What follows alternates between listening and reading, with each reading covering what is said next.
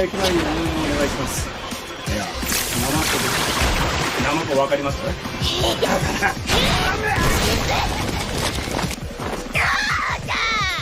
しの手柄じゃ。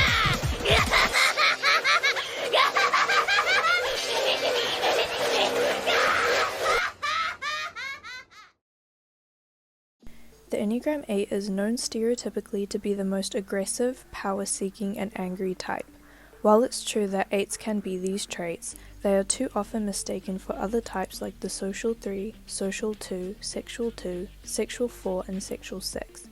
The Enneagram 8's motivations and intentions have been distorted by other sources and media that oversimplify the Enneagram.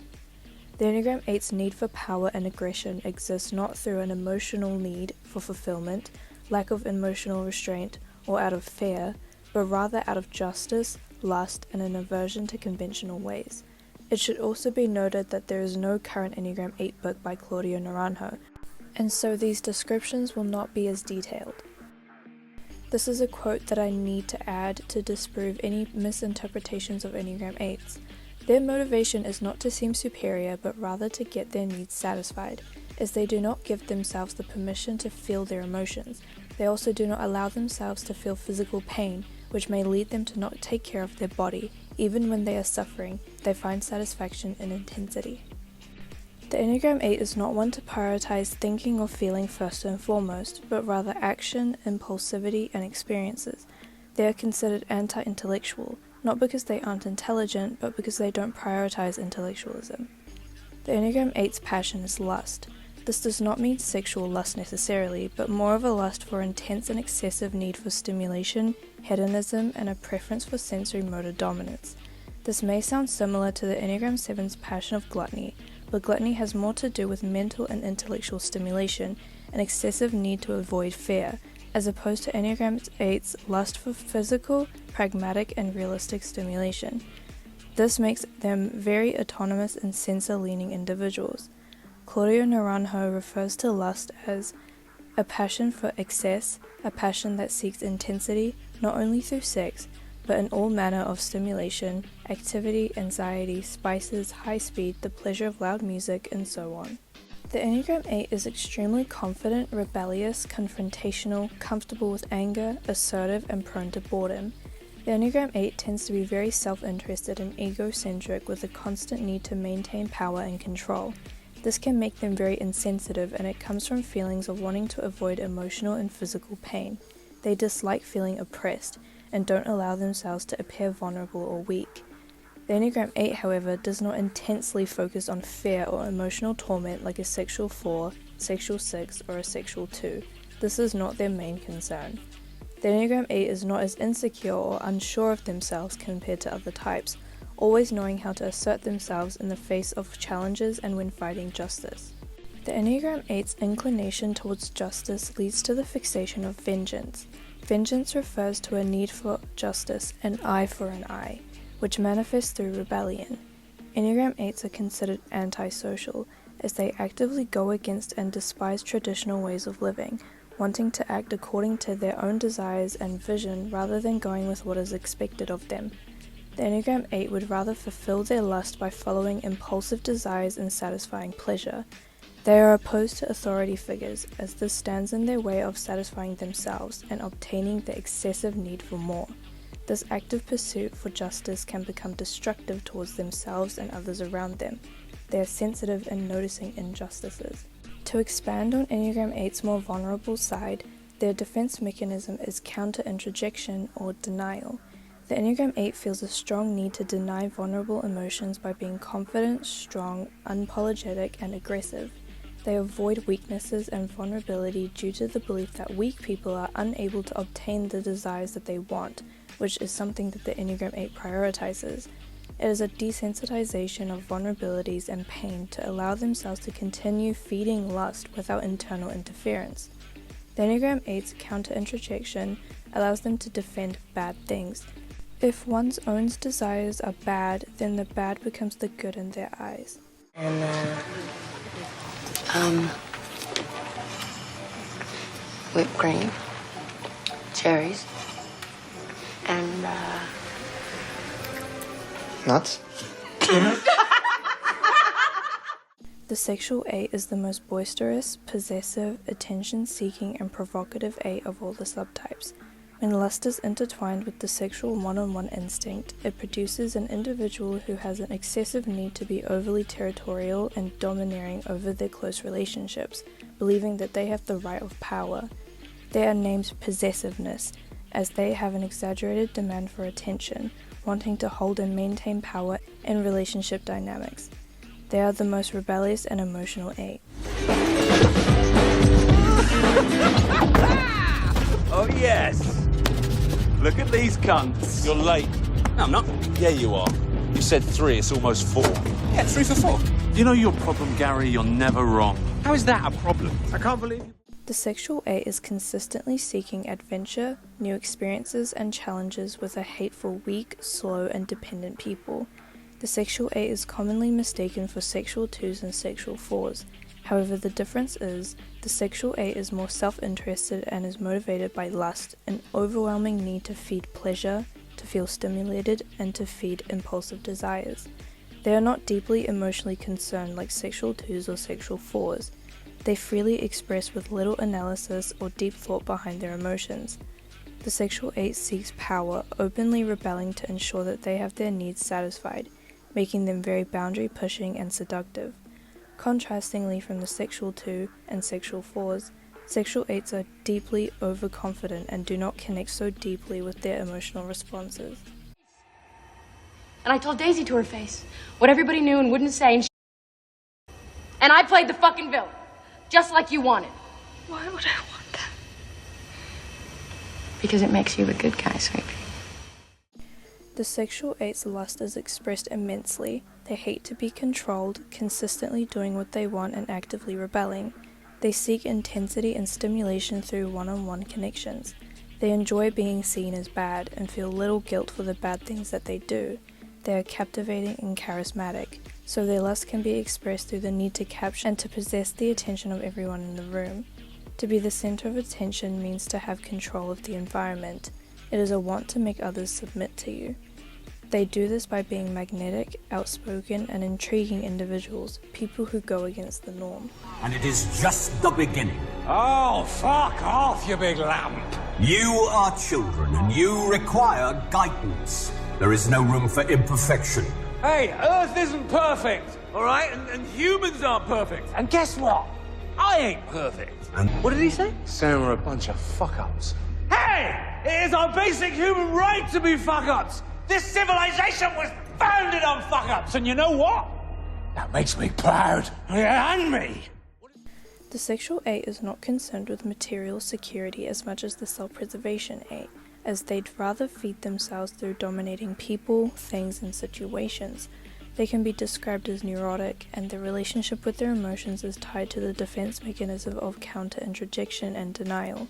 The sexual 8 is deeply passionate with a lack of interest in intellectualism, and their emotionality is often expressed freely.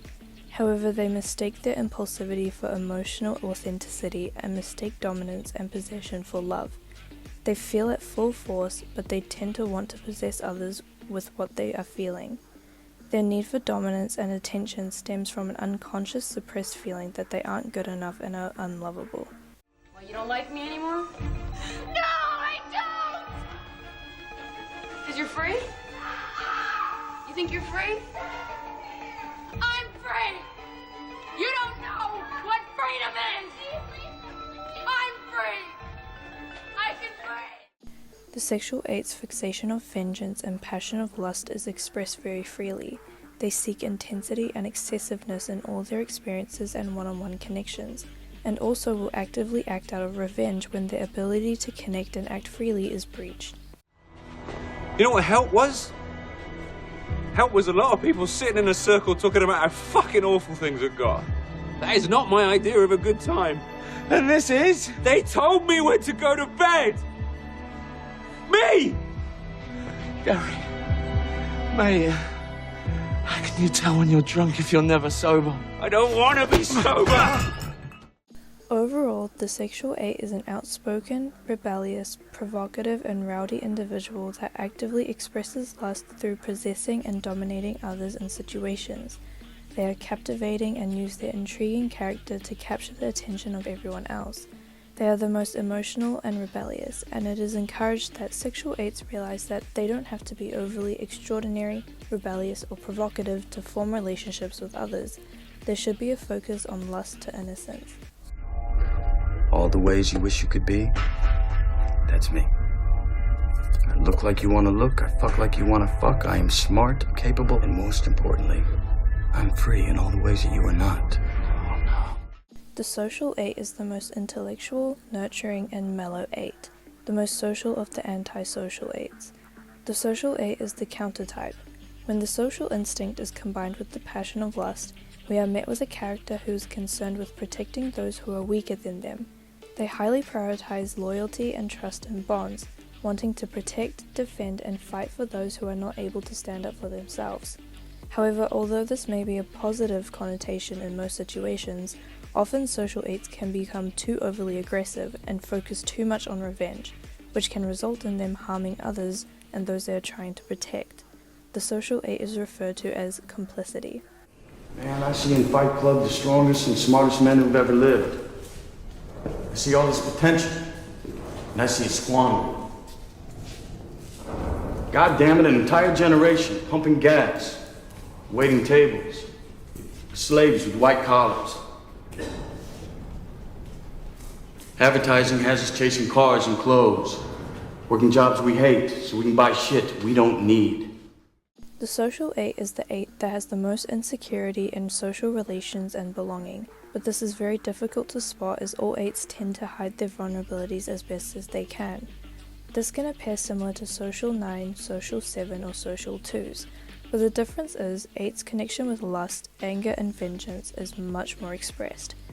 The social 8 will always speak out against injustices that they observe. They always feel the need to step in and come to others' rescue, reflecting a type of impulsivity all 8s have. The social 8 will immediately interfere, and they believe that fighting against someone or something that they view as bad is a justification to do bad things. They may be referred to as a wolf in sheep's clothing, as they may or may not unintentionally express aggression and lust in a way that hurts those that they are trying to protect. Your mistake? Thinking you're in America. You're a long way from home. This is Brazil. Because the social 8 focuses on bonds intensely, they can turn quickly when others break their trust. The social 8's lust is expressed in the service of others. There is an excessiveness and intensity in bonds and pacts that they make with others. The social 8 is also just as free-spirited and adventurous as the other 8s.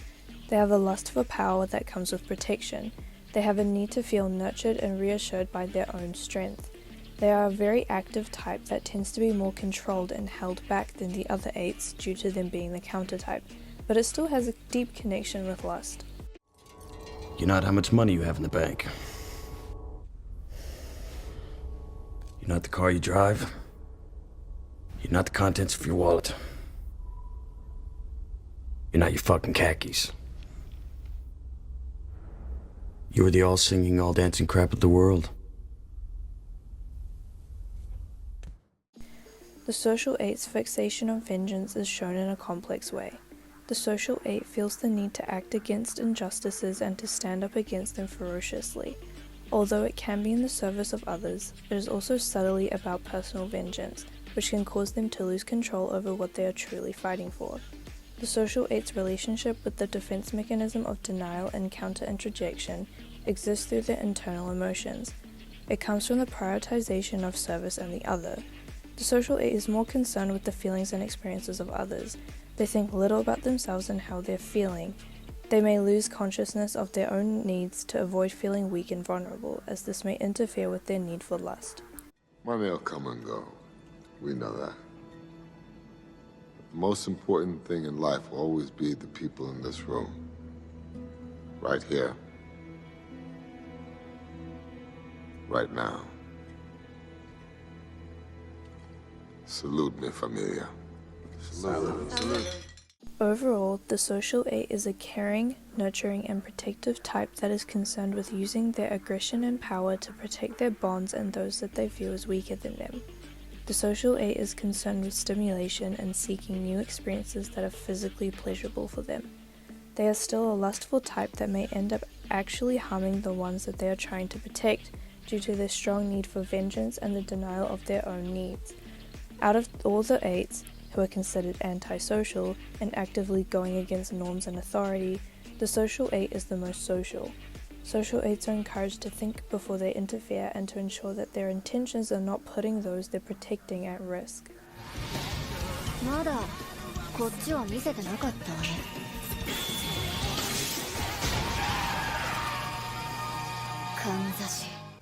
People often say that the self-preservation 8 is the closest to the description of a stereotypical 8.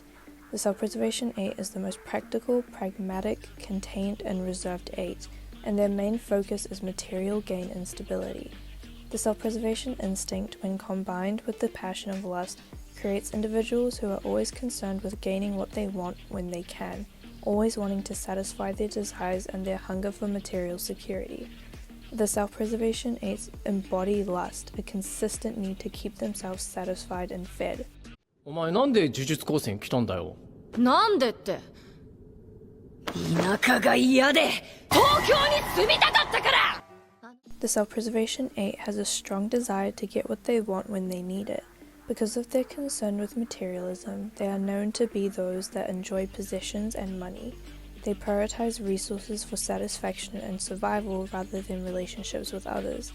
Because they prioritize relationships as lesser than material security, they are the least expressive and the most reserved and defended 8. This ties into the defense mechanism of counter-introjection and denial. The self-preservation 8 is the most armored and do not allow themselves to present themselves as vulnerable. They have the hardest time being vulnerable out of all the 8s. They'd be described as stereotypically the most socially introverted 8 due to this. Oh, boo-hoo! My wife and child are dead. Oh, I don't care if it's mean. Everybody's got dead people. It's no excuse to get everybody else dead along the way. The self-preservation 8 has a strong need to take care of themselves first, and they know how to bargain and barter with others to get what they want. These 8s are often described as lions that only move when they are hungry. They are strong, powerful, authoritative individuals. This prioritization of themselves is also reflective of exaggerated selfishness and a sense of omnipotence in regards to satisfying themselves with physical pleasures. They are the most hedonistic 8. Their strength may also allow others to feel dependent on them.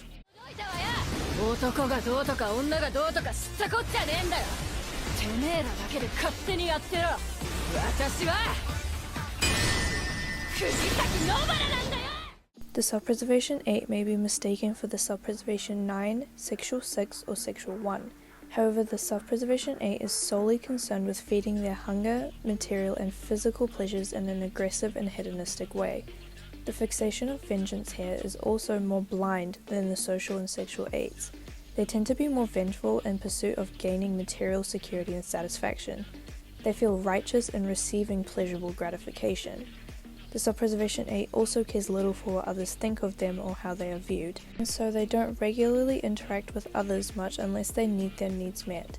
The self-preservation 8 knows how to deal with difficult situations and challenges well, and have a hard time being patient when they do not receive immediate gratification. Blah, blah. We're all very fascinated, Whitey, but we'd like to get paid. How would you like to get paid? What do you think, fancy man? Units! The self-preservation 8 is the more aggressive 8, more so than the social 8, but not as charismatic or expressive as the sexual 8. The self-preservation 8 prefers to gain and express what they want through action than vocalizing it, possessing a silent strength. The self-preservation 8 therefore is very antisocial and actively go against authority and hierarchies that may limit them from satisfaction. Do you know why I did it, Star Munch? I'm not gonna answer, Star Munch. I did it because I wanted to! Dick. Overall, the self-preservation 8 is a reserved, practical, pragmatic, and independent 8 that knows how to get their needs and desires met. They are concerned with material security and possessions first and foremost. However, that of course does not stop them from having deeper relations with others. They are the most guarded and armed 8, caring more to protect themselves than their resources. It is encouraged for subpreservation 8 to start looking into interacting with others more and to try and be more open with vulnerability to stray away from their deep connection with materialism and lust.